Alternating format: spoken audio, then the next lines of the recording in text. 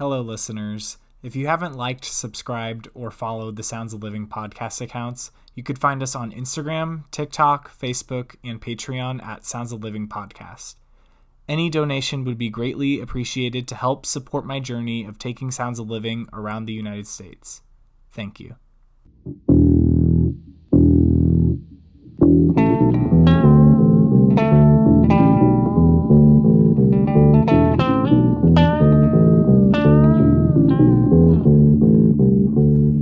Hello and welcome back to Sounds of Living. I'm your host today, Alex Kellerman, and I'm sitting here with my classmate from my public speaking class, and her name is Adriana Castro-Soto. Adriana, say what's up. Hi! How are you? I'm super excited. Yeah. He made a whole presentation about his podcasting class, and when I first met him, I'm like, oh, he's a podcast guy.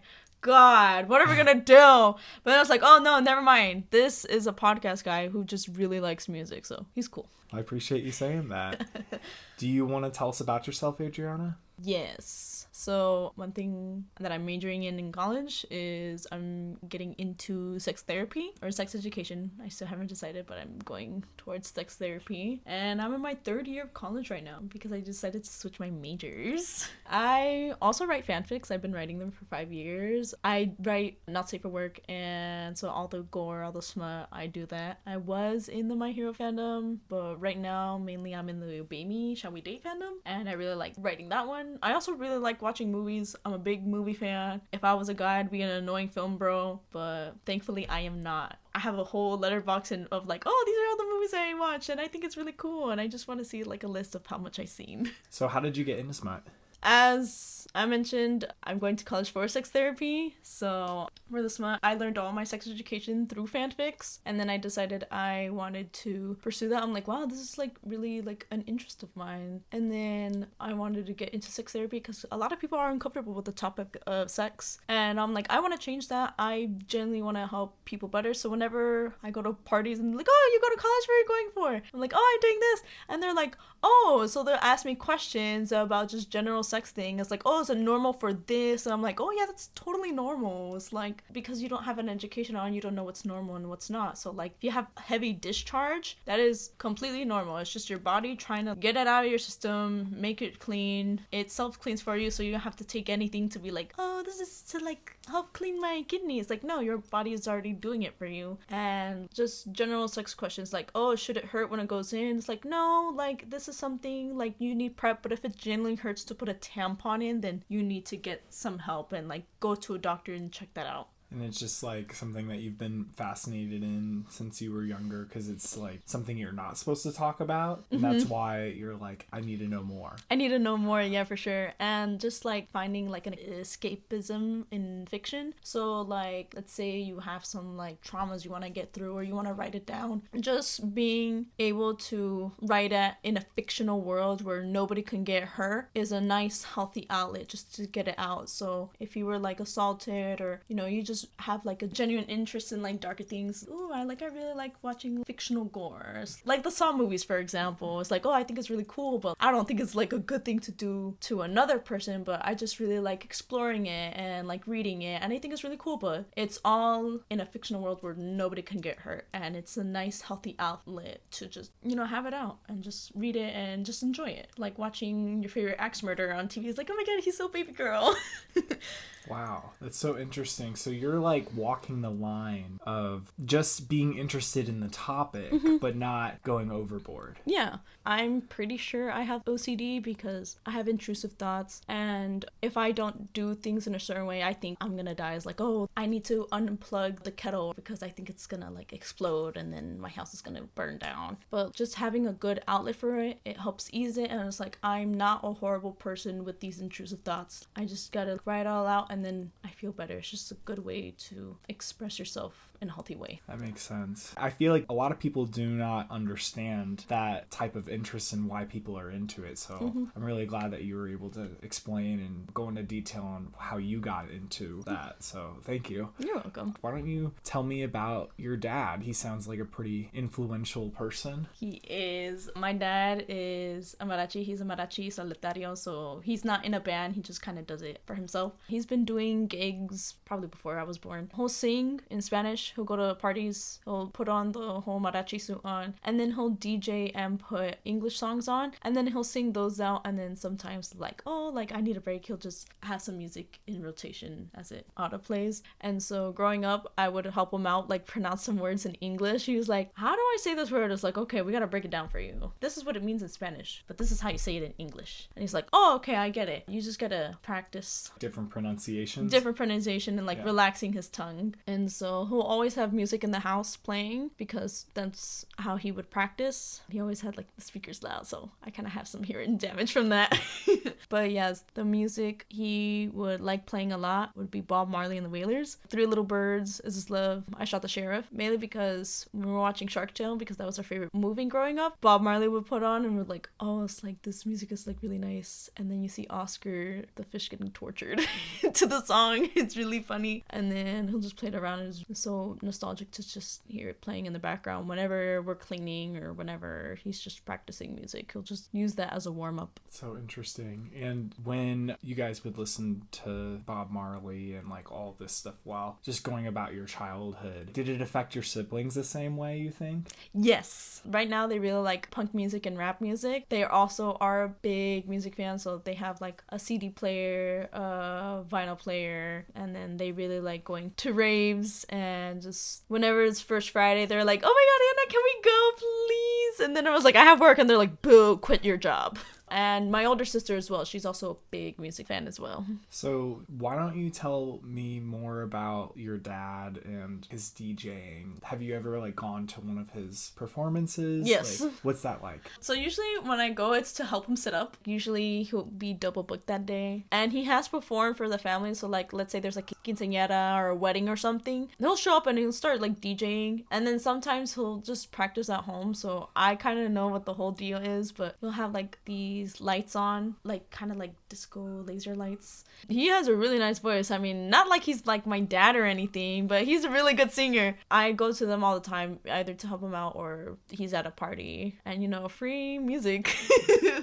That's so cool. And did your siblings ever like go down that same realm of wanting to pursue music in that way, or is it just what you grew up with? My sister, my younger sister, she's in band and she wants to be a band teacher or music teacher some way. They're in their senior year of high school, so they're just trying to like find scholarships. I'm pretty sure they're gonna go to this college that has a really good music program and they want to go there and just like pursue their career in that. They're in choir right now, they're in band right now. I'm pretty sure they're the person that's gonna like make it a career. Interesting. And then what do they play? They play the trumpet and then they're also in color guard, but they really like hearing the band. But they're mainly just there to like listen to the music and just get better at the music and just want to pursue in that. And then did your dad ever play any instruments? My dad plays the guitar. My sister stole his guitar from him and just have it in their room now. So pretty sure that's the only one I know, but I'm pretty sure he has some like secrets like, oh yeah, I used to play the tuba when I was younger.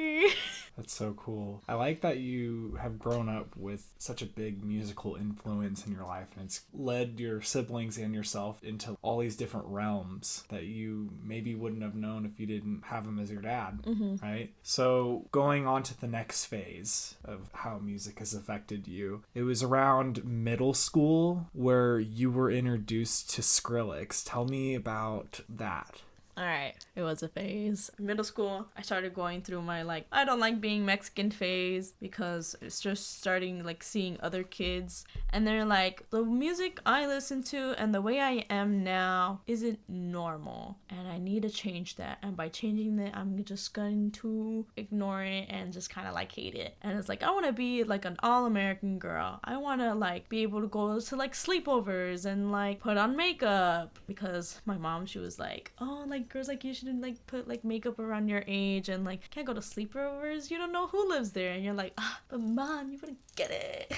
So for that, it was my cousins in Vegas that introduced me to it because their family's more relaxed than mine. And then they allowed them to play like video games, kind of like shooter games and Call of Duty. He was just have it in the background. I'm like, this is really cool. This is so different. And I'm just going to be edgy. And so I started getting into dubstep, and of course I really like Skrillex, and I was like, wow, this is like really cool. And I thought it was like so cool and different, but I was just weird and lame. But it did have an influence me later on because dubstep is all instrumental and all electric, and it did help my taste with like listening to like film music and like classical music and all that fun stuff. Wow, that's so interesting. Why Skrillex? Like, were they just like the most popular band at the time that did that type of music? Yeah, they were like the most popular one, and then that's when Marshmello started coming into fame a lot, and then I would listen to this guy named Slushy. But yeah, Skrillex was like the biggest one. He was always in collabs with like everybody and their mother. He was just like the biggest one, and then he had the most music, so I'm like, I'm just gonna stick to that.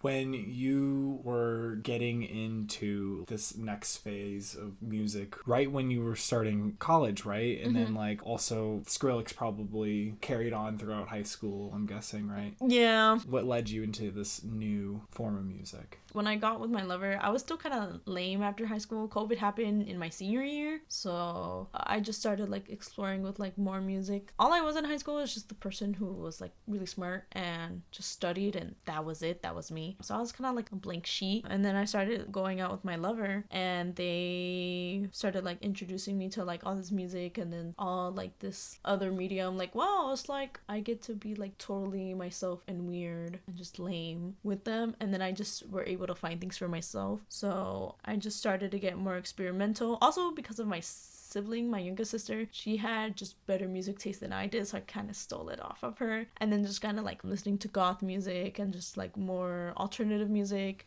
more video game music, which I started getting more into because of Genshin Impact. I really like the music score there. So what's Genshin Impact? What's that about? Oh, Genshin Impact is kind of like a role-playing game where these two twin siblings, they fought with this god. This god took one of the siblings away, and you're playing as one of them as you are thrown into this whole new world, and you're basically trying to find your sibling throughout it. Yeah, so you're in this whole other world, and you're just exploring and just trying to find them. Going through the different regions of it, you get to hear like the music the region's based off of. So like Mondstadt is a region based in Germany, so you're gonna hear like more flutes, more ballads. Leeway is based off of China, so you're gonna hear more like Chinese instruments. And then Inazuma's Japan, so you hear more Japan music, and then so on and so forth.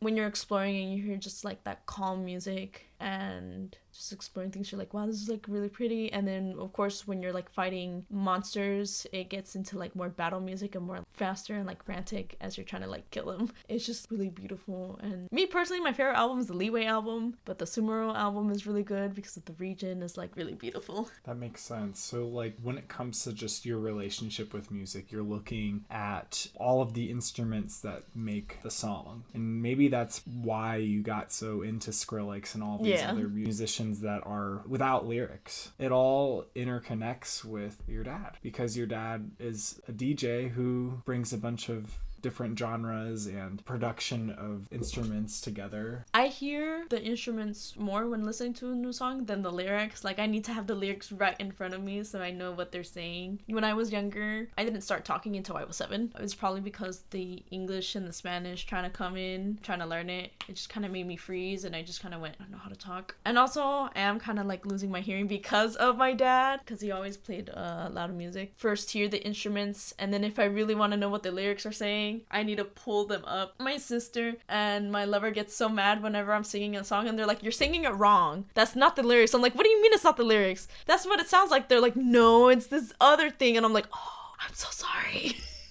It all does connect with my dad because we'll be singing and I was like, oh my god, this song is so cool. What is it? But the thing that was consistent was the instruments, because of not being able to identify with the language. Yeah. Because the language would go from English to Spanish constantly. Yeah. Wow. That's so interesting. I've never heard of that way of growing up with music. Everyone's got their own story. Like I've said this multiple times, but the way that I've seen it has been more of like, people listen to the lyrics, they say the lyrics, they say what's on their mind, and then they go to this other realm of having the music be like the main part they listen to, so they're just like listening instead of like singing along to it, and then it's a combination of the both. Oh. So yours is like all about production rather than what they're talking about. Yeah. So that's why it's so fascinating to hear your music tastes and just like how it's changed over time, because I think some people will be able to understand it, especially growing up with a father who's a DJ. Yeah. Yeah, that's so cool. Anyways, with Genshin Impact, they had just mostly instrumentals with each region, correct? Yeah. Okay. Was the music that was developed for the game, do you know whether or not if it was made a long time ago? Because like a lot of this, it was all like new music? Yeah, so they're the ones producing the music. Hoyo Mix is the company that makes the music and produces it. They have their own orchestra. The guy who is leading them, his name is Yu Peng Chen, and he was the one making the music for the first 4 regions before they're like, oh yeah, he's moving on to another project. So I'm like, no, you can't do this to me.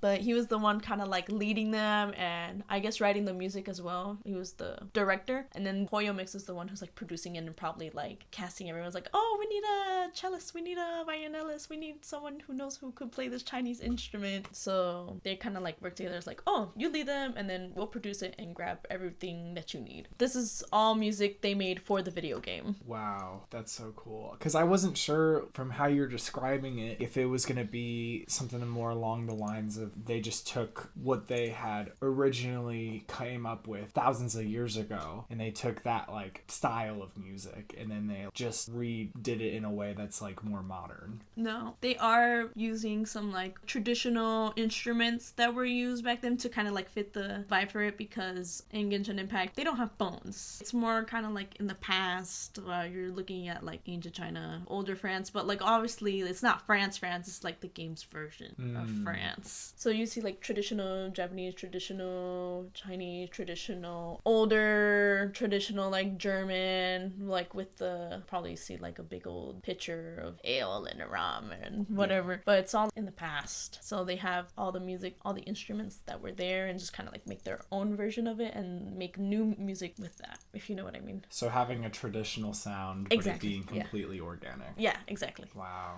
Okay. That is so cool. And how was it therapeutic for you? I used it the most when I was studying. So I'll just have it playing in the background whenever I just need to like do this homework for anatomy. And anatomy homework is like so much. You got to learn so much about the body and you're like, this is the fibula, this is the tibula, this is the bone for the upper thigh. I already forgot it. But since it kind of like all flows together, it's just like super calming and just able to have my mind in focus. That makes sense. Do you mind talking about that transition from Genshin Impact to the band Ghost? Yes. So as I was still like kind of like obsessed over it, Ghost started making an appearance on TikTok a lot because of their hit song Mariana Cross. If you know how that one goes, it's like, you go down just like Holy Mary, Mariana Cross.